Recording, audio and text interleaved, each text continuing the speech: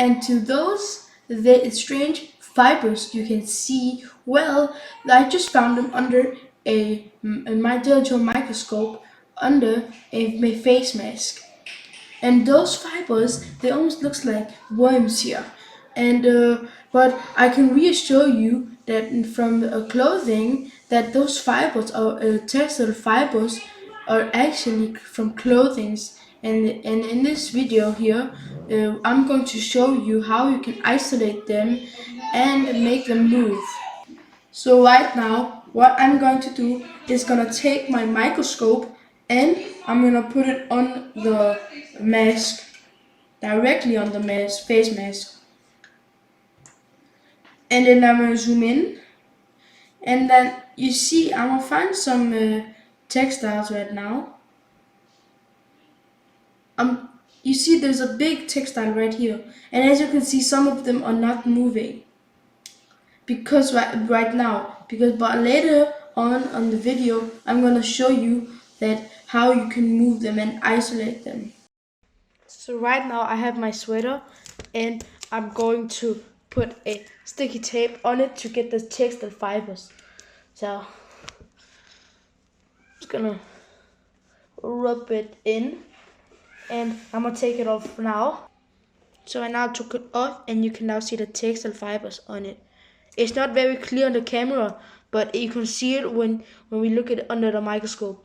So yeah, I'm gonna look this under the microscope.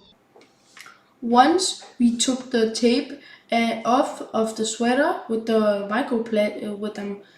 with the textile fibers, then we are gonna be putting it on the microscope on a microscope glass slide, and then I'm gonna be adjusting the focus, and when we can under the microscope, yes, and then we can now see how many fibers there are, and there are actually 1,000 or more than 1,000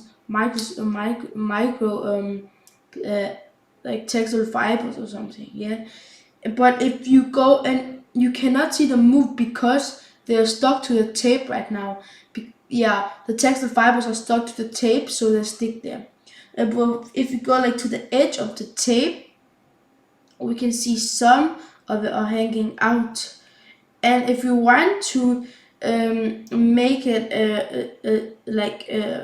move or isolate, you just have to blow on it gently, and yeah, and then it will absorb the moist.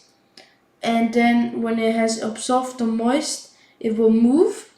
And then when it starts to dry up, it would go backwards. So it goes forwards and backwards because of the moisture.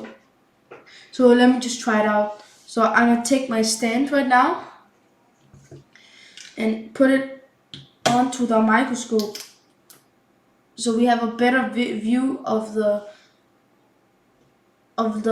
textile fibers. So right now I have a clear version, and we can see the edge. And I'm gonna find a place which has the most like fibers, textile fibers hanging.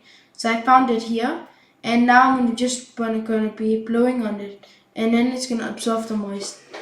So if I just go down, it's because I'm blowing on it. So I'm gonna blow on it.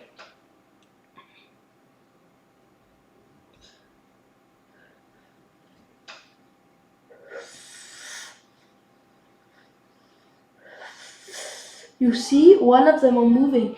You have to look. You see, it's moving. It just dried up. It absorbed the moist, and it dried up, so it moved backwards again and forwards.